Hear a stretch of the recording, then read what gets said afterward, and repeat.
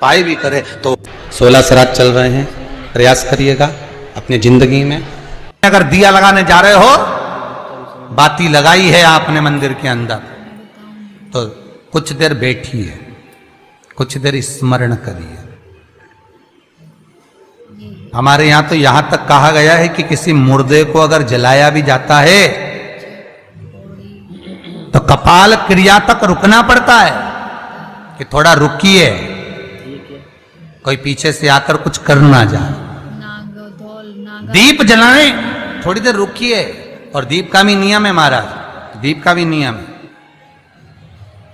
दिए में जो फूल बत्ती लगती है, गोल बत्ती लगती है, गोल वाली, ये बत्ती हमेशा कोई विष्णु भगवान की पूजन कर रहे हो, शिव जी की पूजन कर रहे हो, कोई अन्य देवता का अगर आप स्मरण कर रहे हो तो गोल बत्ती लगाई जाती है। भगवान के मंदिर में पूजन कर रहे हो तो गोल बत्ती लगाएं।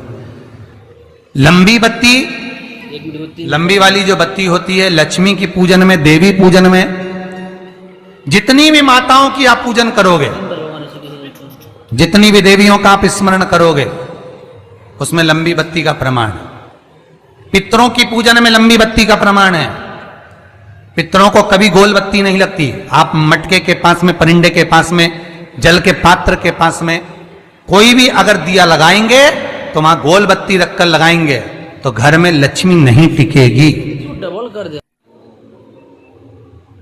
कई लोग कहते हैं कि परिंदे के पास, मटके के पास में, पानी के स्रोत के पास में जहां जल भरते हैं, हंडा रखते हैं, टंकी रखते हैं, वहां पर मटके के पास बत्ती लगाओ, दिया लगाओ, पितर शांत रहेंगे। तो पितरों को शांत करो, मना नहीं है, पर दिया लगाने का नियम है कि पितरों को अगर आप दिया लगा रही हो मटके के पास, परिंदे के पास, या अमावस्या के दिन पितरों के लिए अगर दीप लगा रही हो तो गोल बत्ती अगर लगाओगी तो कार्य कभी सफल नहीं होगा। धन आएगा जाएगा, टिकेगा नहीं। इसलिए पितरों के लिए अगर दिया लगाना है, पूर्वजों के लिए दिया लगाना है, पितरों के लिए अगर दीप लगाना है तो लंबी बत्ती लगाइए, लंबी बत्ती। महाराज लंबी बत्ती का प्रमाण हमारे यहां शास्त्र का, गोल बत्ती का प्रमाण।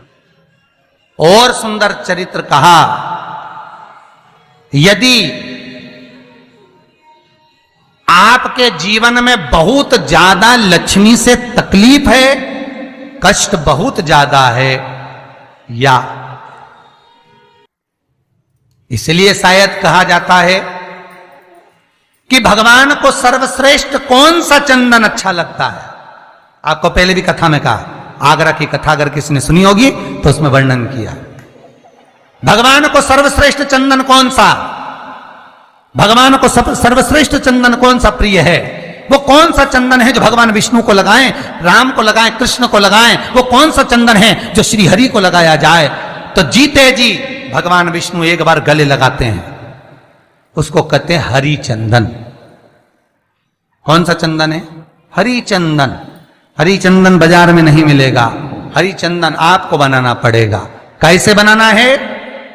तुलसी जब सूख जाए उसकी जड़ को निकाल लिया जाए, वो जड़ को पानी में धो लिया जाए, धोने के बाद उसको सिलबट्टे पर, पत्थर पर घिसा जाए और घिसकर उसमें थोड़ा सा कुंकू, रोली डालकर तैयार कर कर जो भगवान विष्णु के मस्तक पर, कृष्ण राम के मस्तक पर लगा देते हैं और उसकी एक बिंदी अपने हृदय पे लगा लेते हैं।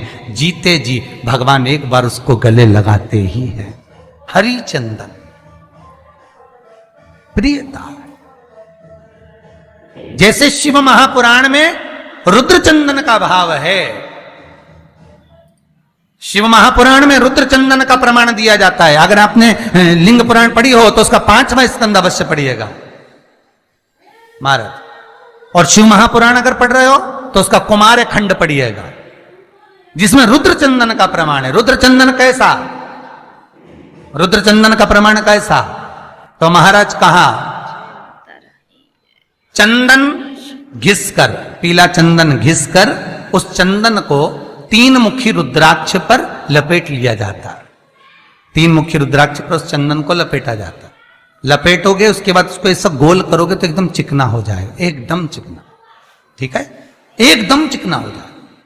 और उस चंदन को आप शिवरात्रि के दिन, और कोई से भी महीने की शिवरात्रि, किसी भी महीने की हो, सब फलदायी होती है। अगर आप पंचांग में देखेंगे तो शिवरात्रि लिखी हुई आती है, हर महीने शिवरात्रि पड़ती है।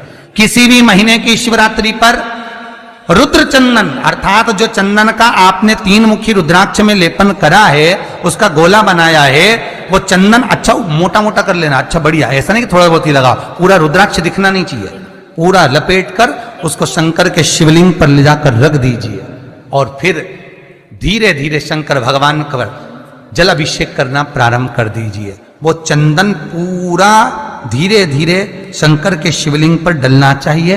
शंकर के मूल मंत्र श्री शिवाय नमस्तुभ्यम का जाप करिए। यह कहलाता है रुद्र चंदन। इस चंदन के अभिषेक से महाराज जो काम नहीं होता, आप कर कर उस कार्य को प्राप्त कर सकते हो, सिद्ध कर सकते हो। रुद्र चंदन, हरि चंदन, रुद्र चंदन, ये वो चंदन है जो जीवन का सुख प्रदान करने वाले, हरि तत्व देने। मंगल है, राहु है, केतु है, दशा बेकार चल रही है, लक्ष्मी नहीं आ रही, कष्ट बहुत है, फैक्ट्रियां नहीं चल रही, कहीं मत जाओ, मेरे शिव की शरण में जाकर एक बार शिव महापुराण को पूरी सुनो। शास्त्र के हटकर कुछ नहीं बोलेंगे, जो शास्त्र सम्मत है, स्कंद पुराण में, विष्णु पुराण में, नर्मदा पुराण में, लिंग पुराण में, शिव महापुराण में, भविष्य पुराण में जितनी जितनी बातें लिखी होती है उसको छाट छाट कर लेकर आते हैं, आपको बता देते हैं कि आप ये कर लो, उससे फायदा मिल जाएगा। कोई ज्योतिषी नहीं, कोई कुछ नहीं, बस केवल भजन करो, शंकर का अनुमोदन करो और विश्वास रखो शंकर पर, तो किसी को 1 रुपया देने की जरूरत नहीं पड़ेगी। भजन करो, विश्वास शंकर पर रखना, जन्म मरण और परण वो देगा, सुख वो देगा, समृद्धि वो देगा। जिसके घर में बहु रिद्धि सिद्धि हो, जिसके घर में अमोद और प्रमोद पोते हो, जिसके घर में शुभ और लाभ दरवाजे पर बेटे बनकर विराजमान होते हो, जिसके घर में स्वयं अखंड सौभाग्य देने वाली पार्वती हो, जिसके घर में लक्ष्मी देने वाली लक्ष्मी बेलपत्र के पेड़ के नीचे झाड़ू लगाती हो, जो स्वयं सरस्वती को स्वर प्रदान करता है, वो शंकर है। जब सब कुछ उसके पास में है, कुबेर का खजाना वो चोर को दे देता है, जब सर्वस्वता उसके पास है, तो आप इधर उधर डोलते क्यों हो? क्यों डोलो? उस पर विश्वास रखो। वो शंभु, वो शंकर, वो त्रिकालदर्शी, वो कैलाशी, वो अविनाशी सुख देगा, आनंद देगा।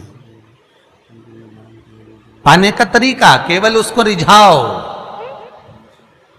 जो मंदिर आपसे दूर हो, जिस मंदिर में कोई नहीं जाता, जिस मंदिर में कोई दिया तक नहीं लगाता, उस मंदिर में तुम जाओ और उस मंदिर में एक दिन जाकर प्रकाश कर कर आना, एक बार दिया जला कर आना, मंदिर की सफाई करी आना, शंकर जी पे जल चढ़ाकर उनको स्नान कराकर, कोई पत्ती पेड़ पौधे की पास में हो तोड़ के चढ़ाए आना। 2-4 बार कर कर देखना कितना शांति, कितना धीरज, कितना आनंद, कितनी समृद्धि, कितनी लक्ष्मी मिलती है। तुम करोगे तुम्हारा पेट भराएगा, हम करेंगे हमारा पेट भराएगा। स्वयं करिए। ओ ब्रह्मलोक के देवता ब्रह्मा हैं, बैकुंठ के देवता भगवान विष्णु हैं, और मृत्यु लोक का अगर कोई देव है तो वो महादेव है, केवल शंकर, केवल शिव, मृत्यु लोक का देव। अभी एक विचार करो, तुम्हारे घर में अगर थोड़ी सी तकलीफ आई तो सबसे पहले अमेरिका में लड़का रह रहा वो आएगा क्या? पूना में बच्चे रह रहे हैं वो आएंगे क्या? इंदौर में बेटी रह रही वो आएगी क्या?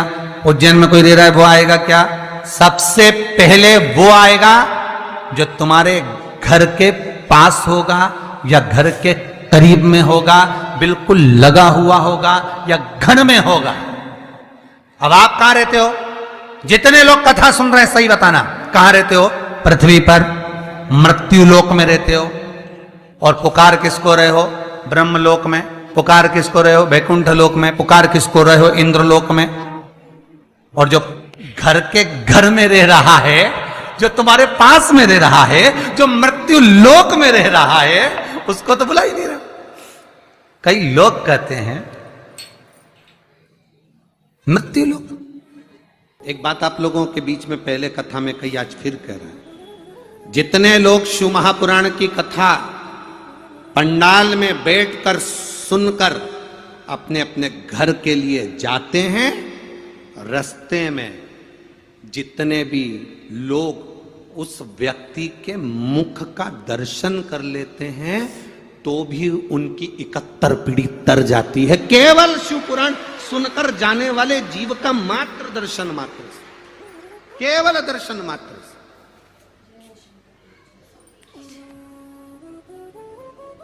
शिव तत्व में इतना इतना रस तत्व जुड़ा हुआ है। लोग कहते हैं शंकर है क्या, हमसे लोग कहते हैं आप ये बेलपत्री कहते हो, बेलपत्री खाओ, बेलपत्री रखो, बेलपत्री। हम तो कहते हैं देखो दर्जी होता है ना, तुम्हारे गांव में है दर्जी? दर्जी जब किसी का कुर्ता सिलता है ना, किसी की शर्ट सिलता है ना, उस शर्ट में उस कुर्ते में जो जेब लगाता है ना दर्जी, वो जेब दर्जी कभी भी सीधे हाथ की ओर नहीं लगाता, दर्जी हमेशा जेब उल्टे हाथ की ओर लगाता। आप लोग को शर्ट पहने हो, शर्ट में जेब कहां पर है? उल्टे हाथ की ओर। दर्जी जेब लगाता है तो उल्टे हाथ की ओर लगाता है। क्यों? दर्जी ने भी अपने गुरुओं से, दर्जी ने भी अपने गुरु से, ये जितने भी दर्जी समाज होती है, दामोदर समाज होती है, इन्होंने गुरु टेकचंद जी महाराज जी से, देखो दर्जी समाज के जो गुरु हैं श्री श्री 1008 टेकचंद जी महाराज, उनसे उन्होंने सीखा होता है कि जेब उल्टी साइड में लगाई जाती है। उसका कारण क्या है? उसका केवल एक कारण है कि उल्टी साइड में व्यक्ति का दिल होता है, उल्टी साइड में व्यक्ति का हृदय होता है। तो दिल जो होता है उल्टे साइड में, जब हम बेलपत्री या भगवान का प्रसाद या भगवान की गीता जी या भगवान की माला अपनी जेब में, हम नीचे तो रखते नहीं क्योंकि नीचे का हिस्सा तो श्रेष्ठ नहीं माना गया, तो ऊपर हम जब जेब में रखें तो ये बेलपत्री हमारे दिल के करीब में रहे तो हमारा कल्याण कर दे। श्री शिवाय नमस्तुभ्याम, हर हर महादेव, ओम नमः शिवाय, जय महाकाल, जय माता दी। दोस्तों कैसे हैं आप सब? आज 15 अक्टूबर से लेकर के 23 अक्टूबर तक चल रहा है माता रानी 9 देवियों के महोत्सव का ये खुशियों का पर्व सब लोग अपने अपने घरों में मना रहे हैं।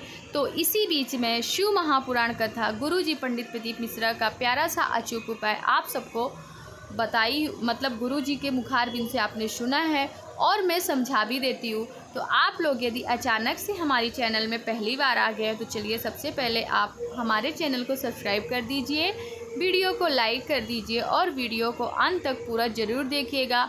और कमेंट बॉक्स में प्यारा सा जय माता दी, ओम दुर्गाय नमः, माता जी का कोई भी नाम लिख सकते हैं या हर हर महादेव आप ज़रूर लिखिएगा, ठीक है ना? क्योंकि इसी बीच आप माता रानी और या महादेव का आप नाम लिख सकते हैं। तो चलिए मैं उपाय आपको समझा देती हूँ। जैसा कि उपाय में आपने पढ़ा ही होगा, टाइटल्स क्या बोल रहा है कि आपको अपने घर में पोटली बनाना है जिसमें कि कोई 2 चीज़ें रख देना है, जिससे कि आपके जीवन की पैसों की तंगी चल रही है, कर्ज है, नौकरी, धन, यश, वैभव आपको कुछ नहीं मिल रहा है, तो आपको इस पोटली से बनाने से आपको सब कुछ मिलेगा।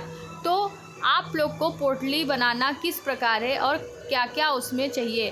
आपको एक लाल कपड़ा लेना है।